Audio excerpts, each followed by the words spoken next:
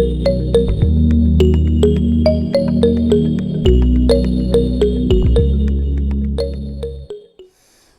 শিক্ষার্থীবৃন্দ, আমরা আজকের পাঠ শুরু করতে যাচ্ছি, এপিসোড 197।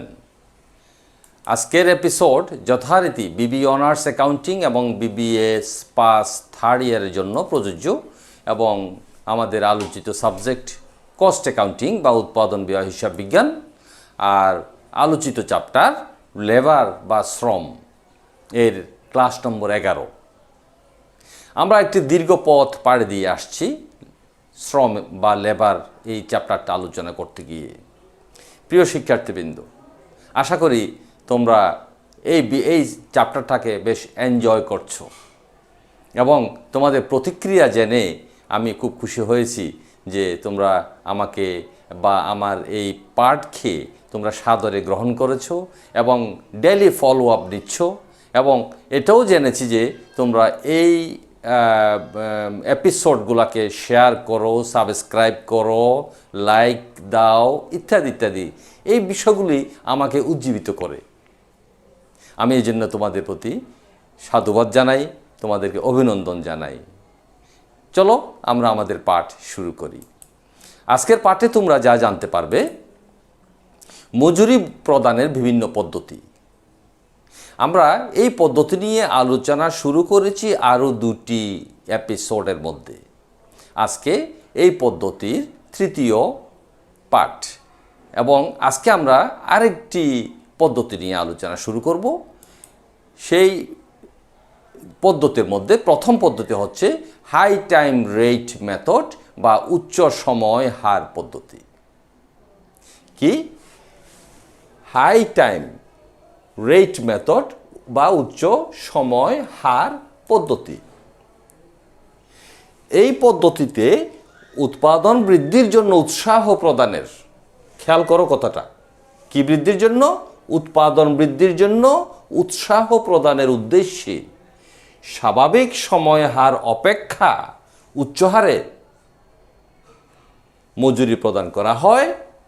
এই পদ্ধতি স্বাভাবিক সময় হার পদ্ধতির মতো, তবে পার্থক্য এই যে এই পদ্ধতিতে উচ্চ হারে মজুরি দেয়া হয় কিন্তু কোনো ওভারটাইম দেয়া হয় না। আমরা এর মধ্যে ওভারটাইম সম্পর্কে যথেষ্ট আলোচনা করেছি যে একজন শ্রমিক নির্দিষ্ট সময়ের চাইতে বেশি সময় যদি কাজ করে থাকে তাহলে তাকে ওভারটাইম দেওয়া হয়। সেটা দ্বিগুণও হতে পারে, 1.5 হতে পারে, এটা প্রতিষ্ঠান ভেদে নির্ভর করে। সুতরাং এই ওভারটাইম দেয়া হয় না। শিক্ষার্থীবৃন্দ, আমরা যে আলোচনাটা চালিয়ে যাচ্ছি সেটা হচ্ছে কি, কয়েকটি বিষয় এখানে লক্ষণীয়। উৎপাদন বৃদ্ধির জন্য উৎসাহ প্রদান, স্বাভাবিক সময় হার অপেক্ষা উচ্চ হারে মজুরি প্রদান এবং ওভারটাইম না দেয়া। সুতরাং এই পদ্ধতিতে যে ফর্মুলাটা অ্যাপ্লাই করা হয় সেটা হচ্ছে কি, gross wages equal actual hours worked, অর্থাৎ একজন শ্রমিক যত ঘন্টা কাজ করবে into high time rate of wages, উচ্চ মূল্য বা উচ্চ দর বা দাম ওয়াইজেস মজুরির।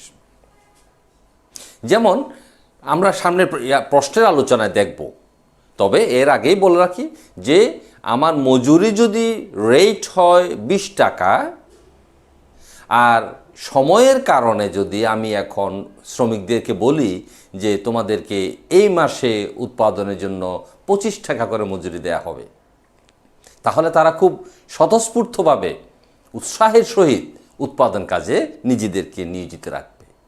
এটা হচ্ছে এই পদ্ধতির মূল লক্ষ্য। ঠিক আছে, চলো এবার আমরা একটি এক্সাম্পলের মাধ্যমে সেটা আলোচনা করি। Example: mister Kamrul worked in a factory. এখানে একজন শ্রমিকের সম্পর্কে কথা বলা আছে। The normal wages per hour টাকা 10, বাট হাই টাইম রেট টাকা 15। Mister Kamrul worked 44 hour in a week. এই যে রেড মার্কিং শব্দগুলো তোমরা একটু খেয়াল করে দেখো।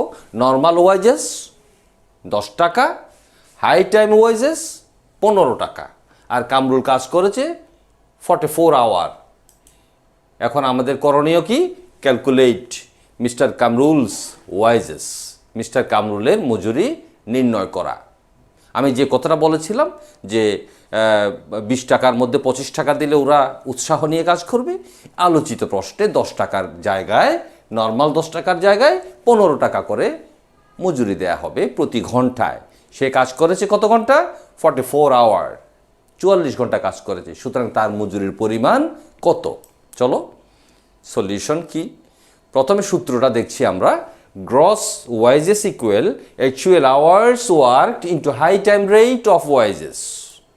এখন যদি আমরা এখানে মান বসাই তাহলে এই যে 44 আওয়ার ওকে ইন্টু টাকা 15 ইন্টু টাকা 15। Next gross wages equal to 44 into 15 equal to টাকা 660 টাকা। আশা করি তোমরা বুঝতে পেরেছো এই পদ্ধতির বিষয়টা। এখন আমরা আরেকটি পদ্ধতি নিয়ে আলোচনা করব। সেই পদ্ধতিটা কি? গ্র্যাজুয়েটেড টাইম রেট মেথড, পরিবর্তিত সমাহার পদ্ধতি। এই পদ্ধতিতে জীবনযাত্রার ব্যয় পরিবর্তনের সাথে সাথে মজুরির হার পরিবর্তন করা হয় এবং পরিবর্তিত হারে শ্রমিকদেরকে মজুরি প্রদান করা হয়। এখানে খেয়াল করে দেখো, জীবনযাত্রার ব্যয় পরিবর্তনের সাথে সাথে মজুরির হার পরিবর্তন। আমি এখানে তোমাদেরকে একটা বিষয় বলতে চাই, মুদ্রাস্ফীতির কারণেও হতে পারে বা অন্য কোনো কারণেও হতে পারে জীবনযাত্রার ব্যয় বেড়ে যেতে পারে। যেমন আমাদের ঘর ভাড়া প্রতি বছর বেড়ে যায়, তাহলে এটা আমরা মেনটেন করব কিভাবে? আমার বেতন যদি স্থিতিশীল থাকে বা মজুরি যদি স্থিতিশীল থাকে, এক্ষেত্রে ওই সমস্ত কোম্পানি বা ফ্যাক্টরি বা প্রতিষ্ঠান, এই যারা কাজ করে বা শ্রম দেয় লেবারদেরকে বা তার কর্মচারীদেরকে বলা হলো যে হ্যাঁ ঠিক আছে, এই বছর বাজার দর বেশি, সুতরাং তোমাদের এই বছরের মজুরিটাও বাড়িয়ে দেয়া হবে। কেমন? জীবনযাত্রার পরিবর্তনের সাথে সাথে মজুরির হার পরিবর্তন হয়ে যাবে, এই আলোচিত পদ্ধতি। কেমন? তাহলে এক্ষেত্রে আমাদের ফর্মুলাটা কি? ফর্মুলা হচ্ছে gross wages equal hour worked into hourly graduated rate. যত ঘন্টা কাজ করবে একজন শ্রমিক তাকে গুণ করব কাকে দিয়ে? আওয়ারলি গ্র্যাজুয়েটেড রেট, পরিবর্তিত রেট দিয়ে। শিক্ষার্থীরা, এই সূত্রের আলোকে আমরা এখন একটি এক্সাম্পল দেখব।